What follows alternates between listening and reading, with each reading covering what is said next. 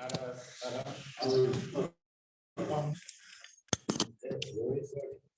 good. I can't wait for the recording.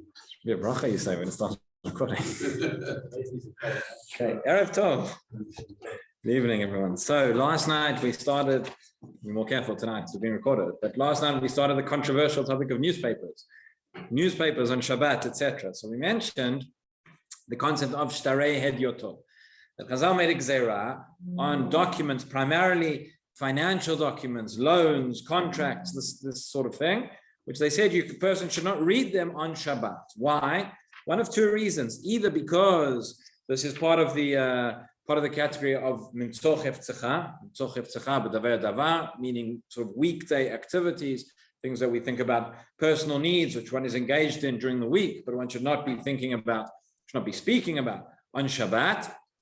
Maybe it falls into that category. There was another explanation, the Rishonim, that no, this is a separate gzeira of shtarei hedyotot, not to read them. Why? Because you might come to erase what's written, and you might come to make corrections in terms of what is written, and erasing and writing, that is a melacha d'oraita, and therefore Chazal sought to prevent that. So one reason or the other, but shtarei hedyotot is agreed that one cannot read on Shabbat. What is included as shtarei hedyotot? As I just mentioned, any sort of financial documents, loans, and that sort of thing, that would be included, that would be forbidden. What about other types of literature? What about the poskim talk about igrot shalom? A person has letters which somebody else wrote to them, or any other types of lists or documents that a person may have. We saw there are two opinions. The Shulchan Aruch says at the end of the day, the default position is all sorts of documents that you have would be included in this category, not necessarily included in this category of shtarei hedyotot, but in order that a person should not come to read shtarei hedyotot, one shouldn't read any of them. There are some notable exceptions, which we mentioned. So we said anything which a person has a need for, has a use for on Shabbat to read, that is 100% permitted. So for example, the Shul newsletter with the timetable would not fall under the category of shtarei hedyotot. You can read that, or the Gabbai can read the list of the names of who he has to call up, etc. You have a leaflet of a medicine telling you how much to take, etc. You have a current present need to read it on Shabbat, that can be read. What if there is not a need presently? It's not going to give you any information that you have to have on Shabbat, but it's something from which a person derives pleasure. Something reading this material gives a person enjoyment on Shabbat. So we mentioned last night at the beginning of Shin Zayin, there's a discussion that Ramah brings regarding speaking about Diburei Chol, and he says over there that if this is something a person enjoys speaking about, the language here is chidushim, what we'd probably call chadashot, right? Not talking about chidushei Torah. You can definitely talk about on Shabbat, but if a person has enjoyment from speaking about that, so it's permitted, says the Rama. So there's a discussion here in the Achronim whether we extend that permission of where there is a material a person has no need for it now, so to speak, but you enjoy reading it. Right? This is not Torah, this is not Chokhmah, this is news or whatever it is it may be. With the fact that I'm getting benefit, that I enjoy reading that, would that make it permissible on Shabbat?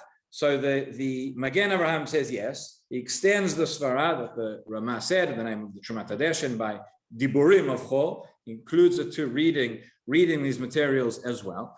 Shulchan Aruch Harav, on the other hand, says no. He says that when it comes to shtarei hedyotot, this is a separate gzeira. That which we said, that if something gives a person enjoyment, gives a person oneg, so therefore it would normally have been defined as a weekday speech, a weekday activity. So in that category, oneg Shabbat would be enough. But if here he says we have a separate category, separate gzeira of shtarei hedyotot, we can't say that anything which gives a person enjoyment, that with the decree of Chazal does not apply. Right? We have other decrees regarding mekach umemka, regarding business.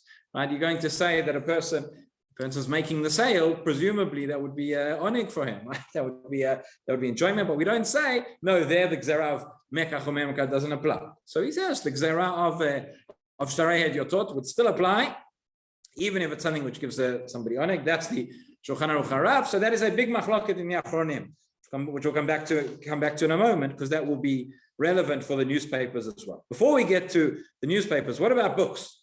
What about books? Again, not books of Torah, but books of science, let's say history, geography, that sort of thing, Sifrei Chokhmah.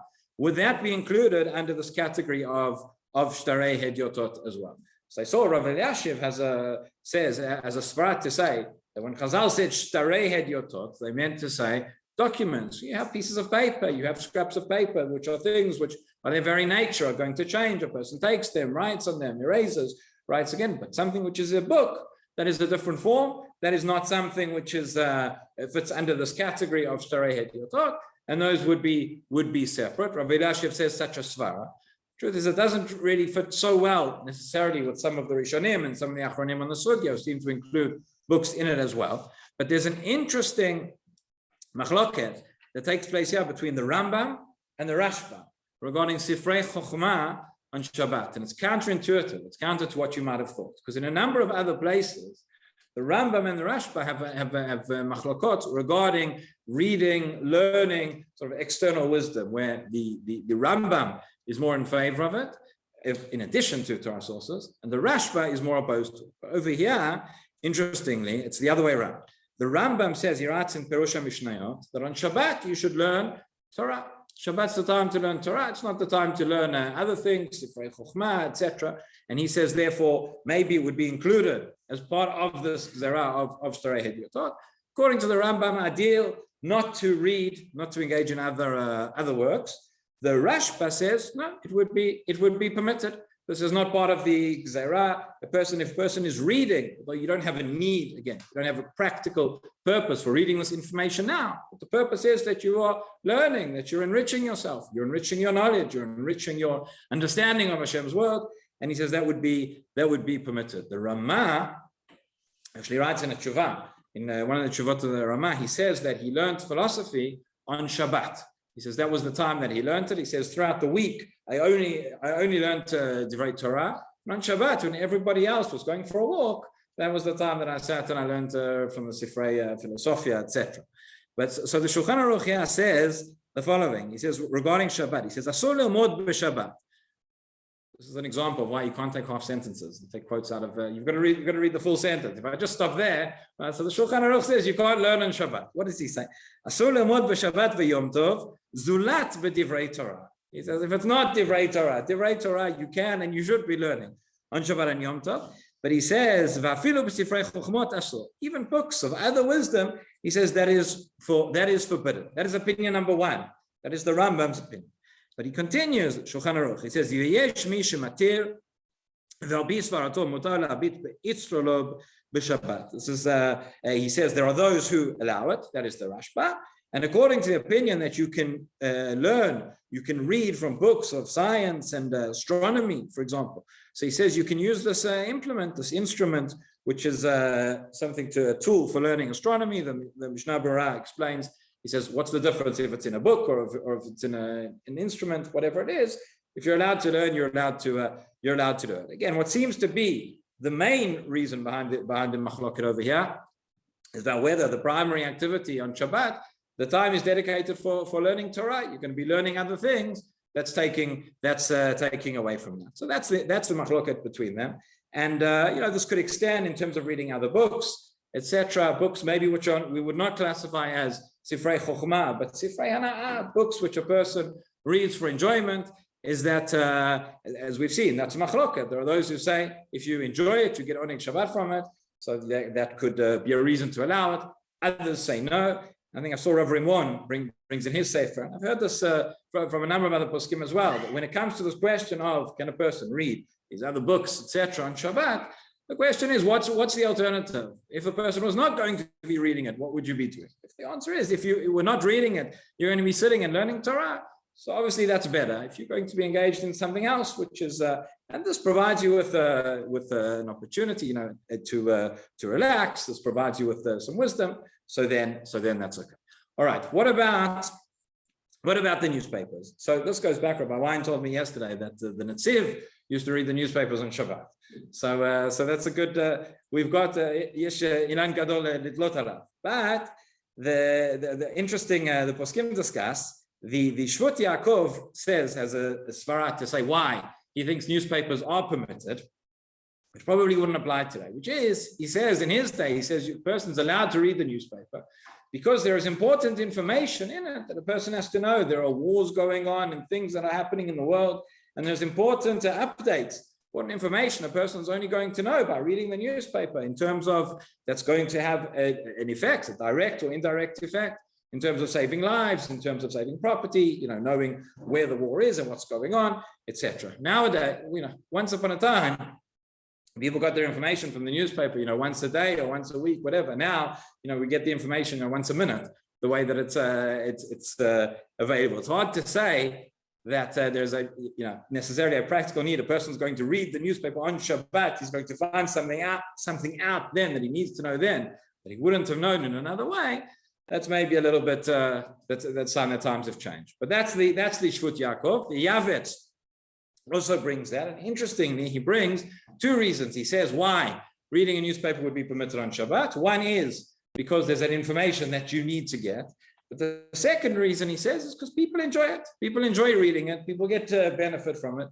And therefore, it's permitted. He says, Meikar Adin, it is completely permitted. However, says the Yavetz, we have a problem. We started off this whole discussion. We said we have Shtarei Diotot, right? Financial documents, advertisements, sales, these kinds of things, which are certainly not one would not be allowed to read on Shabbat. And he says, I'm worried if a person is going to start reading the newspaper, so they'll get to the pages at the back, which have all the advertisements and the classifieds and the sales, etc., that you're not allowed to read. And so it's better to avoid it so that one won't come to. He says it's mutar, but it's better to avoid it so as not to come and read those. It's interesting that it comes out from his tshuva. It sounds like you had the newspaper and you had the advertisements, but in a separate section, different, it's the back pages, even though it's on a different page, he still says there's room to be machmir, not to read that. So nowadays, Kavachomer, where you have these advertisements all through, a person's reading and it's almost impossible to avoid it. So that's something that one should be aware of. The bottom line is, the Mishnah Berurah brings this. He recommends against reading the newspaper on Shabbat, but at the end of the day, he said Meikar Adin, it would be mutar for the reason that if a person enjoys it, etc. Obviously, if a person's able to doing that at the expense of the time they could be learning Torah, that's not a positive thing. But one does need to be very, very careful not to be reading the adverts, not to be reading the financial sections. Those are things which would be Shtarei Yotot, and those parts to read would be Asur Minadil. Rabbi Chananya ben Akasha אומר, הקדוש ברוך הוא לזכות את ישראל לפי חבל עם תורה מצוות, 12 אדוני חפץ למען צדקו, יגדיל תורה ויאדיר.